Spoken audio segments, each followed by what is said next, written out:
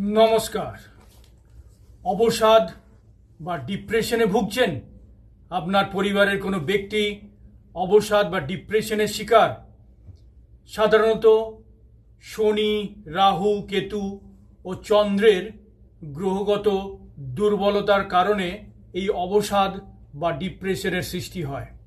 তার জন্য স্বাস্থ্যকর খাবার দাবার, নিজেদের মধ্যে গল্পগুজব, আনন্দ, আড্ডা, ঘোরাফেরা এবং অন্যান্য নানা প্রাকৃতিক জায়গায় ঘুরতে যাওয়া, সৌন্দর্য অনুভব করা, এগুলোর দ্বারা ডিপ্রেশন থেকে আপনি মুক্ত হতে পারেন। এর জন্য বিভিন্ন ধরনের যে game, outdoor game, mobile game নয়, কিন্তু মোবাইলের মধ্যে যদি কেউ ঢুকে যায় তাহলে অবসাদ আরও বেড়ে যাবে। মোবাইলের বিভিন্ন ধরনের গেম আছে, সেগুলোর মধ্যে কখনোই নিজে বা বাচ্চাদের যেতে দেবেন না। বাইরের পরিবেশে মুক্ত হাওয়ার মধ্যে ঘোরাফেরা করুন, নিজেদের পরিবারের বন্ধু বান্ধবদের সঙ্গে বেশি গল্প গুজব করুন, আড্ডা দিন।